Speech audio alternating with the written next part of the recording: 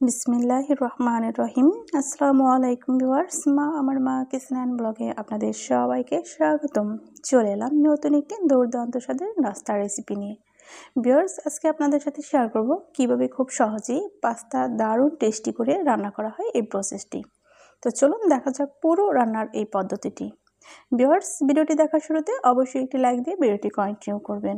তো এর জন্য এখানে আমি একটি মিক্সিং বলে 2 কাপ পরিমাণে পাস্তা নিয়ে নিয়েছি। এখন এটাকে আমি সিদ্ধ করার জন্য চলে যাব চুলায়। চুলায় আমি একটি প্যান বসিয়ে দিয়ে দিচ্ছি পর্যাপ্ত পরিমাণে ফ্রেশ পানি। দেখতেই পাচ্ছেন একটু উষ্ণ গরম হয়েছে। এই অবস্থায় আমি পাস্তাগুলো দিয়ে দেব। 4 থেকে ঠিক 5 মিনিটের মতো আমি নর্মাল আঁচে রেখে এটাকে সিদ্ধ করে নেব। তবে এখানে আপনারা অতিরিক্ত সিদ্ধ করবেন না, 80% সিদ্ধ করলেই কিন্তু হবে। যাতে পাস্তাটা গায়ে না লেগে যায় এর জন্য আমি দিয়ে দিচ্ছি 2 চামচ পরিমাণে রান্নার রেগুলার সয়াবিন তেল। এটা দিলে পাস্তা কিন্তু গায়ে গায়ে লেগে যাবে না। তো এখন আমি একটু নেড়ে চেড়ে নিচ্ছি। যখন ভালো করে জাল উঠে যাবে এবং একদমই অনেকটা সিদ্ধ হয়ে যাবে তখন কিন্তু এগুলোকে তুলে নেব। তো এর জন্য 4 থেকে 5 মিনিটের মতো সময় লাগতে পারে। যখন সিদ্ধ হয়ে গিয়েছে দেখতে পাচ্ছেন, এখন আমি তুলে নিচ্ছি। আমি যতটুকু কম সিদ্ধ করেছি এটুকু রান্নার মাঝে আমি সিদ্ধ করে নেব। ভিউয়ার্স, আমি এখন এই সবগুলো একটি চাকনির মাধ্যমে পানি ঝরিয়ে তুলে নিচ্ছি। এটাকে আমি 1 থেকে 2 বার ভালো করে ঠান্ডা পানি দিয়ে ধুয়ে নেব। এটা ধুয়ে নেওয়ার পর আমি চলে যাচ্ছি রান্নার প্রসেসিংয়ে। তো প্রথমে আমি একটি প্যান বসিয়ে দিয়ে দিচ্ছি পর্যাপ্ত পরিমাণে রান্নার রেগুলার সয়াবিন তেল। এখানে আমি 2টি পেঁয়াজ কুচি দিয়েছি এবং 5 থেকে 7টি কাঁচা ঝাল কুচি দিয়েছি। এখন এটাকে আমি খুব সুন্দর করে নেড়েচেড়ে একটু ভেজে নেব। ভিউয়ার্স, অবশ্যই ভিডিওটি দেখার শুরুতে যেমন একটি লাইক দিবেন, সবার মাঝে বেশি বেশি করে শেয়ার করে দিবেন। চ্যানেলটি সাবস্ক্রাইব করে চ্যানেলের সাথে যুক্ত হয়ে থাকবেন। যারা ভিডিও দেখেন আশা করি সবাই সাবস্ক্রাইব করবেন, কারণ তাহলে কিন্তু এই চ্যানেলটা অনেক বেশি বড় হয়ে যাবে। আর আশা করি আপনারা সাবস্ক্রাইব করে এই পরিবারের একজন নতুন সদস্য হয়ে যাবেন। এরকম আমি পেঁয়াজ আর কাঁচামরিচটাকে ঠিক 1 মিনিটের মতো যখন ভেজে নেব তখন আমি অ্যাড করে দেব 2টি ডিম। ভিউয়ার্স, হ্যাঁ, এখানে আপনারা একটি ডিম দিলেও কিন্তু চলবে, তবে আপনাদের রুচি অনুযায়ী। আমি একে একে 2টো ডিমই দিয়ে দিয়েছি। এখন এই ডিমটাকে আমি খুব সুন্দর করে নেড়েচেড়ে ভেঙে মিশিয়ে দেব পেঁয়াজ এবং কাঁচা ঝালের সাথে। তো এর জন্য অ্যাড করে দিয়েছি স্বাদ মতো একটু লবণ, যাতে খেতে খুব সুন্দর হয়। ভিউয়ার্স, দেখতে পাচ্ছেন আমি কীরকম করে ডিমটাকে ভেঙে চুরে নিচ্ছি।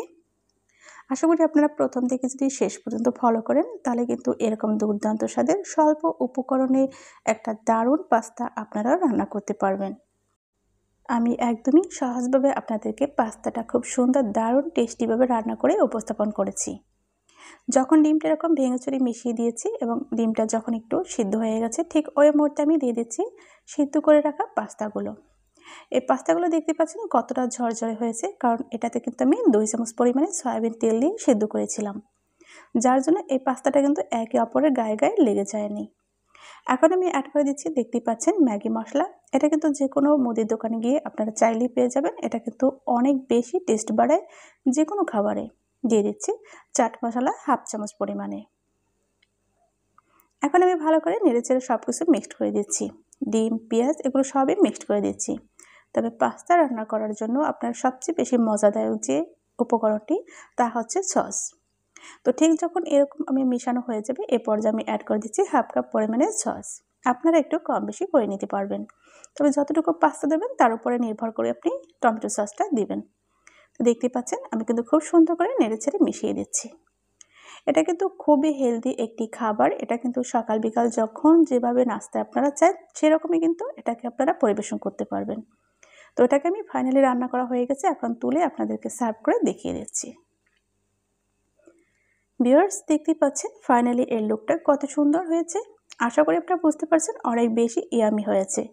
এটা কিন্তু আপনারা বাচ্চাদের টিফিনে দিতে পারেন কিংবা বাসা বাড়িতে যে কোনো নাস্তা যে কোনো সময় এটা কিন্তু আপনারা তৈরি করে খেতে পারেন।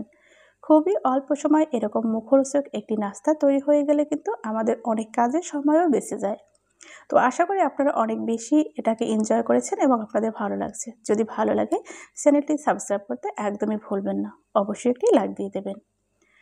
আশা করি আমার এই ভিডিওগুলো আপনাদের কাছে ভালো লাগে আর ভালোভাবে আপনারা নেন। এর জন্য হয়তো আপনারা অনেকটা ভালোবাসা আমাকে দিয়েছেন। যারা চ্যানেলটাকে সাবস্ক্রাইব করেছেন আপনাদেরকে অসংখ্য অসংখ্য ধন্যবাদ। আশা করি এই পরিবারের সাথে যুক্ত হয়ে থাকবেন।